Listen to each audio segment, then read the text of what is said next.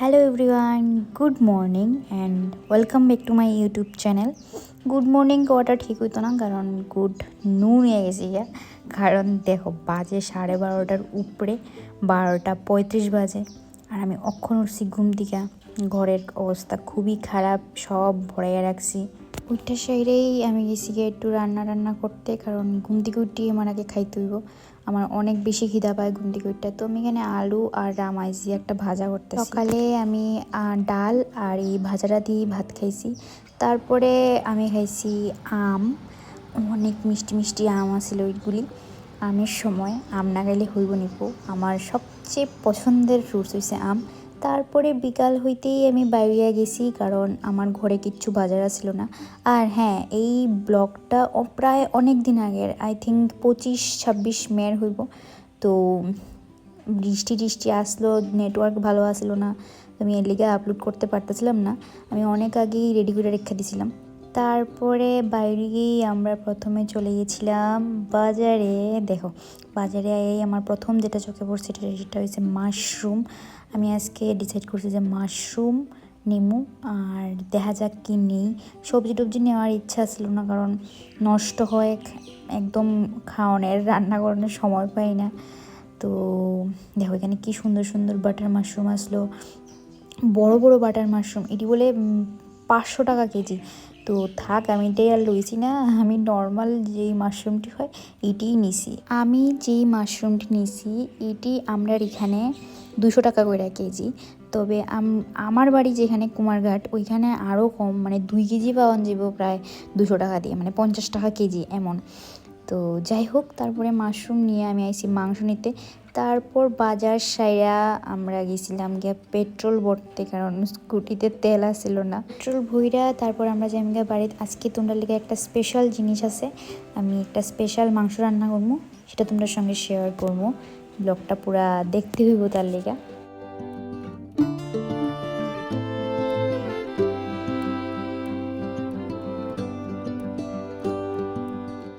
আজকে আমি বানাইমু আসামের উইদাউট এনি তেল ইউজ কইরা চিকেন কারি, সেইটাই তোমরা লোকে শেয়ার করবো। আর এটা আমি শিখছি ইউটিউব দেখা।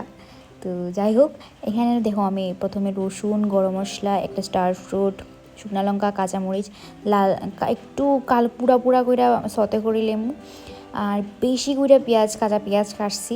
আর পেঁয়াজের নিচেই মাংস আছে, মাংসটার উপরে পেঁয়াজ রেখে দিছি, আর একটু আলু দিছি, বাস, আর কিছু না। আমি এইখানে কোনো ধরনের কোনো এক্সট্রা মশলা ইউজ করতাম না, বাস যেইটা দেখতেছো আমি ভাজতেছি, বাস এইটারই একটু পুরা কইরা ভাইজা সেইটা এটার একটা পেস্ট তৈরি করে নিব। আর তোমরা এইভাবে একবার কইরা দেখো, পেস্ট করলে পরে যে একটা মানে সুন্দর গন্ধ হয়, বা ভাজতে সময় যখন একটু পুরা হইব তখন মানে দারুণ গন্ধ হয়। আমি কোনো দিন গরম মশলা এরকম মানে সতে কইরা একটু পুরা কইরা তারপরে পেস্ট কইরা তরকারি দিয়ে দিছি না, বা কাঁচা গরম মশলা কোনো দিনই আমি ইউজ করছি না। বাট আজকে কইরা সেইটা আমি তো আর প্যাকেটের গরম মশলা ইউজ করতে মনে হয় আমার আর মন চাইতো না, কারণ এত প্যাকেটের গরম মশলার মধ্যেও এত সুন্দর একটা স্মেল আয় না। এই কাঁচা গরম মশলাটির মধ্যে একটু ভাইজা পেস্ট করে দিলে যে একটা ভালো স্মেল হয়। আমি যখন ছোটোবেলা ছিলাম তখন আমার মা এই কাঁচা গরম মশলাটিরই পাটায় বাইটটা সেটা তারপরে মাংসর মধ্যে গরম মশলা দিত, আলাদাই একটা টেস্ট লাগতো। তখন আমি তো পারি না পাটায় বাটতে, বা এখন আমি না, শুধু ম্যাক্সিমাম মানুষই প্যাকেটের গরম মশলা ইউজ করে। তো যাই হোক, এই যে আমি ভালো করে পেস্ট করছি না, একটু আস্তে রয়েছে, তো এইভাবেই আমি দিছি, কিচ্ছু করছি না, একদম সিম্পল আর হেলদি, কোনো ধরনের কোনো তেলও ইউজ করছি না। বাস আমি এটার মধ্যে পেঁয়াজ, রসুন যা আছে, রসুনটা আমি রসুন, কাঁচামরিচ আর শুকনো লঙ্কা, গরম মশলার এলাচটা একটু ভাইজা সেটা পুরা করে এটা আলাদা পেস্ট করছি। আর পেঁয়াজ আর মাংস আর আলু এটা আমি কড়াইতেই দিয়ে দিছি উইদাউট নি তেল, আর একটু হালকা জল দিছি নিচে দিয়া সেটা এটারে। আর মাংসর থেকে এমনিতেই জল ছাড়ে, বেশি জলও দেওয়ানোর দরকার নেই। আমি একটা ভুল করেছি, আমি একটু বেশি জল দিলাইছি, এত জল দেওয়ানোর দরকার নেই। তারপরে নর্মালি বাস সিদ্ধ কইরা যখন মাংসর মধ্যে মশলা দেওয়ানোর সময় আইব, বাস মশলাটা দিয়ে দিব। এত ইজি। আমি ভাবছি যে আর এটা স্বাদ হইব না, কিন্তু যখন আমি খাইছি তখন আমার খুব খুব ভাল লাগছে, কারণ আমি ভাবছি না তেল মশলা ছাড়া এত যে স্বাদ এবার। এই দেখো এই সে আমার মাংসের লুকস দেখেই নিশ্চয়ই বুঝতে পারতেছো যে কতটা ভালো হইব। আর সাথে আসছিল ডাইল আর ভাজা। প্রথমে যখন রান্না করতে লুইছি তখন আমি ভাবছি যে এত ভালো হইতো না, মানে চিকেন ভর্তা টাইপের মতন হইব, বাট ট্রাস্ট মি এটার টেস্ট পুরো আলাদা ছিল। এত ভালো হইব আমি ভাবতে পারছি না। আমি তো নেক্সট টাইম ভাবছি যে আমি আবার এরকম খাইব। তো যাই হোক, এখানে আমার সব হয়ে গেছে, ডাইল মাংস ভাজা তো আগের সকালের আসছিল।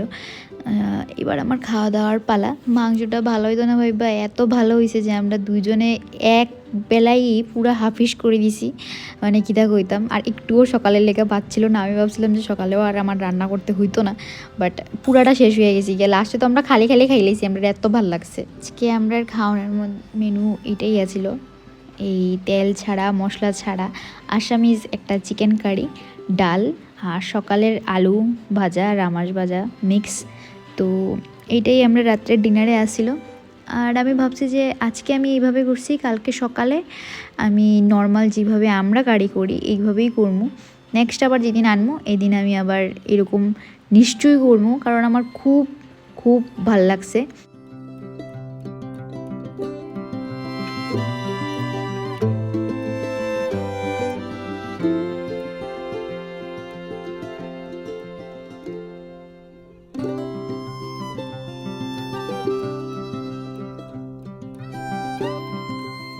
এটা হইতেছে পরের দিন সকালের ভিডিও।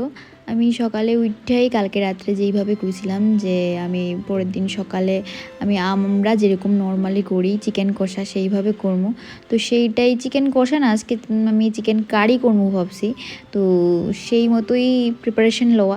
প্রথমে আমি এখানে পেঁয়াজ রসুন কাঁচা লঙ্কা শুকনো মরিচের একটা পেস্ট তেলে একটু কষাই লেছি ভালোভাবে। তারপরে একটু বেশি করে পেঁয়াজ দিলে একটু চিনি ধরনের দরকারই লাগে না, পেঁয়াজ নিজেই মিষ্টি মিষ্টি লাগে একটু, এর লিগে আমি পেঁয়াজটা একটু ভালো বেশি করে দিই যাতে চিনিটা না দিতে হয়। তো পেঁয়াজ বেশি করে কাটটা দিয়ে দিছি। তারপরে সব ভালো করে ভাজা দিয়ে দিব মাংস আলু যা আছে সব। এরপরে আর কি, এরপরে তো ভালোভাবে কষে আবার নামাই নিতাম। রাত্রে ওই তেল ছাড়া মশলা ছাড়া মাংসটা রান্না করে বাকি মাংসটা আমি ফ্রিজে রাখছিলাম, কিন্তু আজকে সকালে ভুল করছি কি, সকালে আগে আমি মাংসটা বাইর করছি না, যার লেগা মাংসটা বরফই রুইয়া গেছে পুরা, ছুটতেছিল না একদম। বাট অসুবিধা নাই, একটু পরে হয়তো ছুটে যাবো, বাট আগে ছুটলে আমি একটু এটাকে আলাদা করে মেরিনেট করে রাখতাম আধা ঘন্টা 1 ঘন্টা লেগে, বাট সময় আসছিল না, আমারও কাজে কর্মে যাইতে হইব। তো তার লেগে আমি দিলাইছি, আর বেশি ভিডিও ক্লিপ নিতে পারলাম না। চিকেন কষা বা কারি যাই করে তোমরা সবাই পারি, আর আমার অন্য ভিডিওতে অনেক আছে যে আমি কেমনে কেমনে কষাই বা কেমনে কী করি, তোমরা চাইলে ওই ভিডিওগুলি দেখতে পারো বা আমারও কমেন্টে জিজ্ঞেস করতে পারো যদি কোনো ধরনের কিছু প্রশ্ন থাকে। আর এই দেখো তোমরা লোকে কথা কইতে কইতে আমার চিকেন কারি রেডি। আর এইবারে আমার ভাত খাওয়ার পর অলওয়েজ আমার ডাইল থাকবো লগে, আমার ডাইল খাইতে ভালো লাগে না, বাট ডাইল আমার ঘরের আরেকটা মানুষের খাইতে ভালো লাগে, তো আমি ডাইলটা সবসময়ই রাখি। আর আমার চিকেন কারি রেডি, এবার আমার খাওয়ার পালা। বাট এটার মধ্যে আমি তেল দিছি, এটা আমি নর্মালি বানাইছি চিকেন কারি যেইভাবে বানায়। আর এই তো এইটাই আসলে আমার আজকের ব্লগ, দেখা হইব নিশ্চয়ই নেক্সট আরও অন্য কোনো ব্লগে। চলো আজকের জন্য এতটুকুই, টাটা সবাইকে। আর হ্যাঁ, তোমরা যারা যারা আমার ব্লগ দেখো তাদের সবাইকে অনেক অনেক অনেক ধন্যবাদ। সবাই খুব খুব খুব খুশি থাকো, সুস্থ থাকো, আর নিজের শরীরের ধ্যান রাখো, নিজের মনের ধ্যান রাখো, আর বেশি বেশি করে খাওয়া দাওয়া করো, আমার রেসিপি দীক্ষা গিয়ে রান্না করো, আর বেশি বেশি করে খাওয়া দাওয়া করো, আর সবাই বেশি বেশি করে খাও। আমার লেগেও কিছু পার্সেল করে পাঠাইতে পারো, অসুবিধা নাই, আমারও যদি পাঠাও আমি খুব খুব খুব খুশি হইব।